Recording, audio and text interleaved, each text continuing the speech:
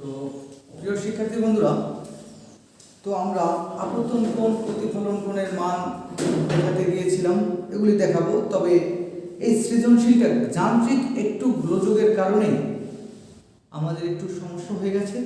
তোমরা দেখো, আমরা কতে যে কথা বলেছিলাম, আলো কি বলেছি? আলো হচ্ছে এক প্রকার শক্তি যা আমাদের দর্শনের অনুভূতি জাগায়। এরপর বলেছিলাম যে আলো আমরা কিভাবে দেখতে পাই। আমরা কিভাবে দেখতে পাই সেটা আমি প্রথম লেকচারে বলেছি যে আলো ছাড়া কোনো বস্তুকে আমরা দেখতে পাই না, কেননা কোনো উৎস হতে আলোক রশ্মি কোনো দর্পণের উপর কোনো বস্তুর উপর পড়লে বস্তু থেকে আলো প্রতিফলিত হয়ে আমাদের চোখে এসে পড়লে আমরা বস্তুটিকে দেখতে পাই। আমরা আবার বলি আমরা তখনই কোনো বস্তুকে দেখি যখনই ওই বস্তু থেকে আলো এসে আমাদের চোখে পড়ে। এছাড়া কোনো উৎস হতে আলো গিয়ে বস্তুর উপর পড়লে বস্তু থেকে আলো প্রতিফলিত হয়ে আমাদের চোখে পড়লে আমরা বস্তুটিকে দেখি। আচ্ছা, এখন আমরা দেখাবো আলোর প্রতিফলন এবং প্রতিফলন ও আলোর প্রতিফলন আপতন কোণ এবং প্রতিফলন সমান কি না। আচ্ছা, আমরা একটা যদি চিত্র আঁকি, যে এইরকম এই চিত্রটা আমি তোমাকে দেখাইছি, যদি মনে করি n প্রাইম n, এটা যদি একটি আপতিত রশ্মি, এটা যদি একটি সমতল দর্পণ হয়, এখানে যদি আলোক রশ্মির আপতন ঘটে, এটা যদি প্রতিফলিত রশ্মি হয়, ওইটা যদি ও হয়, এটা যদি আপতন অবিলম্ব হয়, অবিলম্বটাকে আমি যদি p হিসেবে দেই, তখন এটা যদি 90 ডিগ্রি 40 ডিগ্রি হয়, তাহলে আমরা দেখাইতে হবে যে এই কোণটা সমান এই কোণটা। আচ্ছা দেখো, আমরা n p ও n প্রাইম, p ও n প্রাইম সমান 90 ডিগ্রি, এই কথাটা আমরা জানি, ঠিক না? p ও n প্রাইম আমরা 90 ডিগ্রি জানি। তাহলে আমরা কার মান বের করব? এটা যদি আমি মান বের করি, এটা যদি দেই a, এটা যদি দেই b, তাহলে কোণ a ও n প্রাইম সমান p ও n প্রাইম বিয়োগ a ও p। দেখো, p ও n প্রাইম এই টোটাল কোণটা হচ্ছে 90 ডিগ্রি। p ও n প্রাইম এর মধ্যে p ও n প্রাইম এর মধ্যে দুইটা কোণ সৃষ্টি হয়েছে। সেই দুইটা কোণ হচ্ছে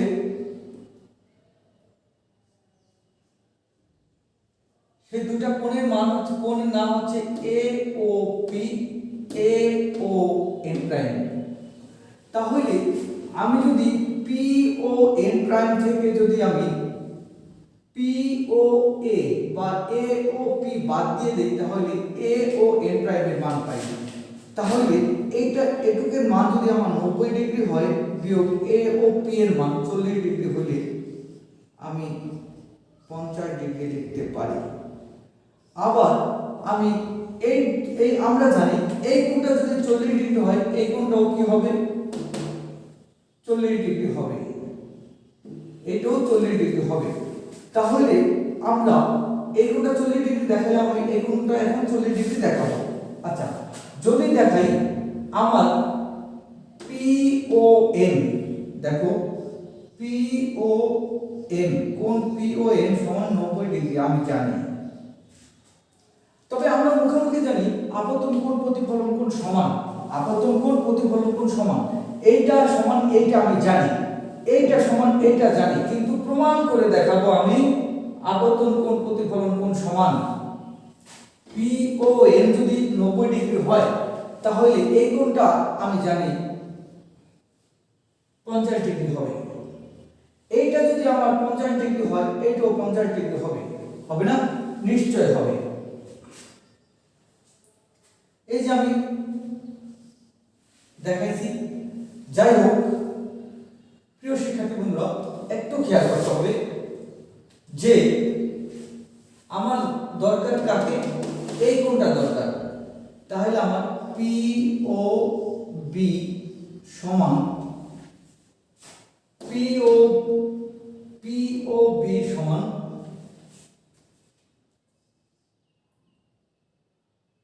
90 ডিগ্রি।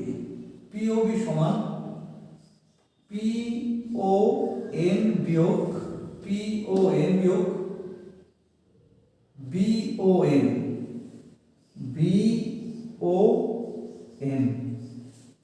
তাহলে পি ও বি সমান পি ও এন এর মান কত?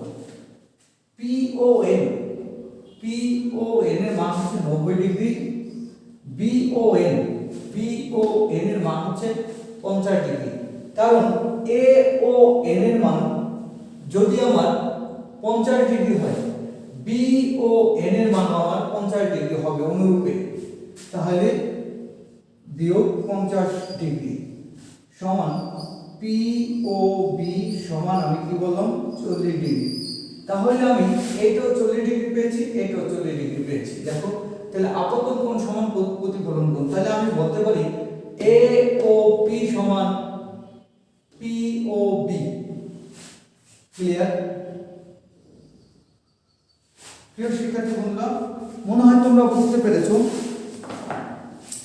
তাহলে সুতরাং আমরা বলতে পারি সুতরাং যে কোণ এ ও পি সমান কোণ পি ও পি, এটা প্রমাণিত।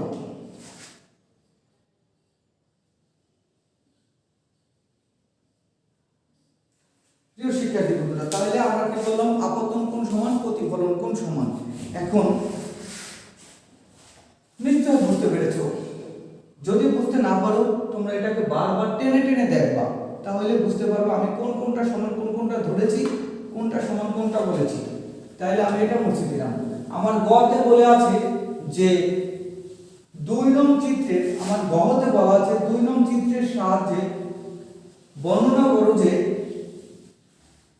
গতে বলা আছে এরকমের কথা যে 2 নং চিত্রের গঠন বর্ণনা করো। 2 নং চিত্রটা হচ্ছে একটা পেরিস্কোপ। 2 নং চিত্রটা হচ্ছে একটা পেরিস্কোপ। আমি প্রথমেই তো বলেছি, প্রথমে আমি লেকচারে এসে আমি পেরিস্কোপ অঙ্কন করেছি। যদি আমি পেরিস্কোপটা এভাবে অঙ্কন করি,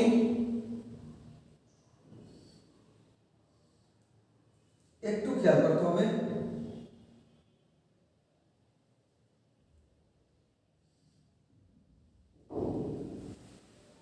এটা যদি এরকম হয়,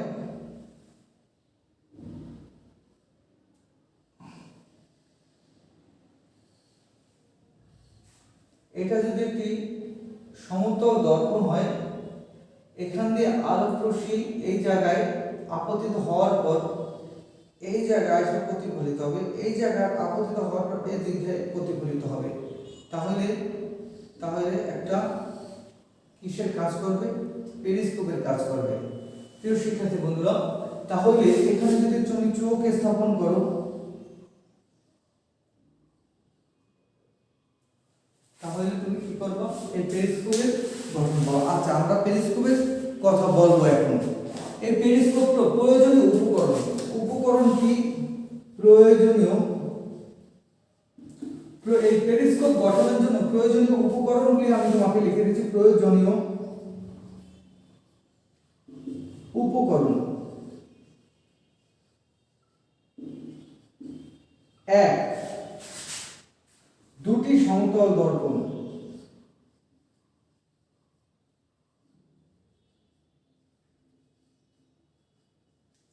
2 একটি লম্বা টিউব। এই দুটি জিনিস হলেই আমার কি হবে? একটা পেরিস্কোপ গঠন করা যাবে। প্রয়োজনীয় উপকরণ: দুটি সমতল দর্পণ, একটি লম্বা টিউব।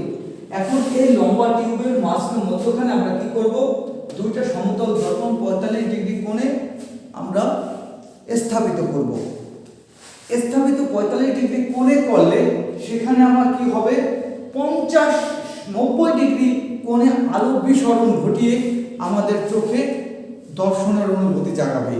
তখন আমরা কি করব, স্টেডিয়ামে ভিড়ের মধ্যে আমরা খেলা দেখতে পারবো এই নলটাকে দিয়ে। এরপর বাংকারে উৎপেতে থাকা শূন্যের অবস্থান নির্ণয় করতে পারবো। এরপর আমরা ডুবোজাহাজ থেকে সমুদ্র পৃষ্ঠে কি আছে সেটা নির্ণয় করতে পারবো। আচ্ছা, এখন কিভাবে গঠন, একটি লম্বা টিউব নেই এবং দুইটি সমতল দর্পণ নেই।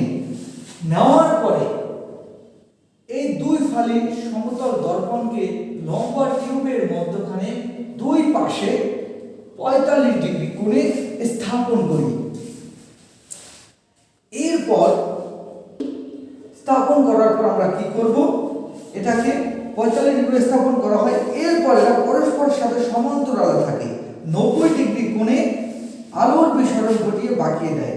স্টেডিয়ামের ভিতরের মধ্যে খোলা খেলা দেখার জন্য পেরিস্কোপ ব্যবহার করা হবে। আচ্ছা, তাহলে এইটা হচ্ছে পেরিস্কোপের কাজ। তোমাদের বইতে বলা আছে 79 পৃষ্ঠায় বলা আছে পেরিস্কোপের ব্যবহার। পেরিস্কোপের ব্যবহারটা বলা আছে 79 পৃষ্ঠায় বলা আছে, 7-9 পৃষ্ঠায় পেরিস্কোপ, এখান থেকে তোমরা দেখবা। তাহলে শিক্ষার্থী বন্ধুরা, তোমাদের পেরিস্কোপের ব্যবহার আমরা বললাম এবং এটার গঠন ও চিত্র আমি অঙ্কন করে দেখাইলাম, তাহলে তোমরা মনে হয় বুঝতে পেরেছো। এখন তোমাদের কাজ, একটু কাজটা দেখো, আমি তোমাদের কাজ দেব। কাজ হচ্ছে, এটা একটা সমতল দর্পণ, এটা এ, এটা বি, এটা যদি একটি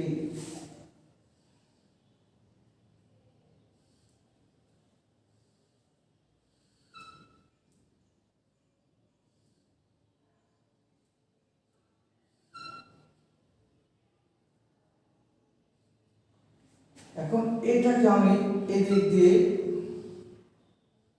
প্রতিফলিত করব।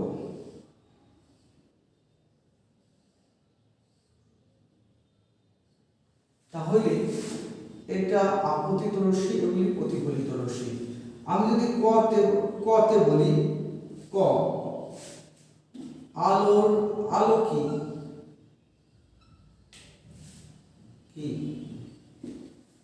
বা আলোর প্রতিফলন কি, অথবা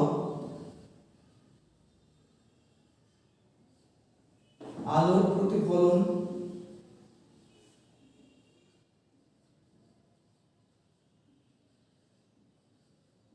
সূত্র দুটি লেখো। বলতে পারি আলো কি, অথবা আলোর প্রতিফলনের সূত্র দুটি লেখো। ঘতে বলতে পারি কি,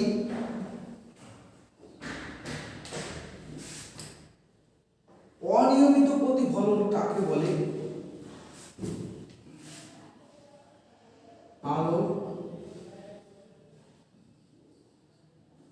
প্রতিফলনের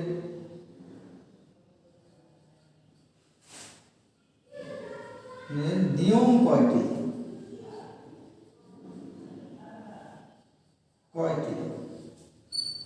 এখন দেখো, বলতে পারি আলো কি অথবা আলোর প্রতিফলনের সূত্র কি।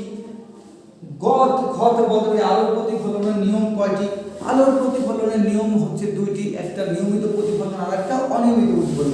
যদি বলি নিয়ম কয়টি ও ব্যাখ্যা করো। আলোর প্রতিফলনের নিয়ম কয়টি বুঝিয়ে লেখো। কয়টি? ও কি কি? ও কি কি? গতে যদি আমি বলি, এটা যদি 1 নং চিত্র হয়, এটা যদি 2 নং চিত্র হয়, তাহলে কি বলা যায় যে বিভিন্ন দুটি চিত্র দুটিতে আলোর প্রতিফলন ব্যাখ্যা করো। এখন আমি এখানে যদি গতে যদি বলি, চিত্র উদ্দীপকের চিত্র দুটি আলোর প্রতিফলন ব্যাখ্যা করো।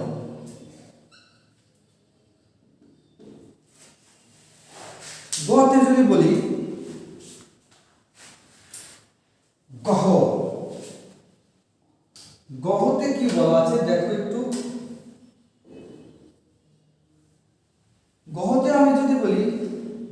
পদার্থের ক্ষেত্রে উপরের চিত্র দুটির মধ্যে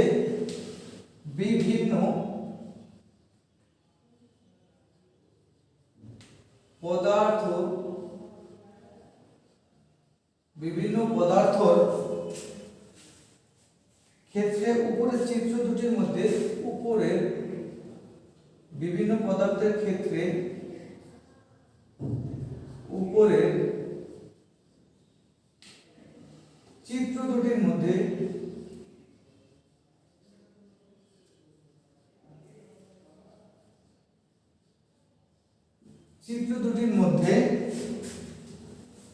ভিন্ন ভিন্ন প্রতিফলন পাওয়া যায়, ভিন্ন ভিন্ন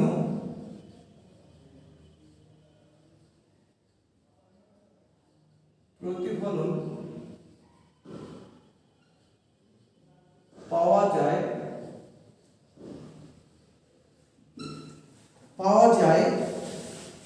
একটি পরীক্ষার সাহায্যে বর্ণনা করো। একটি পরীক্ষার সাহায্যে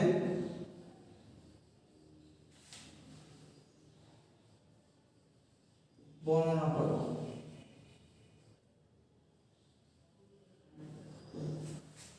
তাহলে প্রিয় শিক্ষার্থী বন্ধুরা, এই দুইটা হচ্ছে তোমাদের, এটা হচ্ছে কাজ ক, খ, গ এবং ঘ। এই প্রশ্নটা তোমরা বাড়িতে দেখবা এবং এই অধ্যায়টা তোমরা ভালোভাবে সম্পূর্ণরূপে পড়বা, তাহলে তোমরা পারবা। তো প্রিয় শিক্ষার্থী বন্ধুরা, আজ আমরা আগামী ক্লাসে তোমাদের অন্য কোনো অধ্যায় নিয়ে তোমাদের সাথে দেখা হবে। ততক্ষণ ভালো থাকো, সুস্থ থাকো। আসসালামু আলাইকুম।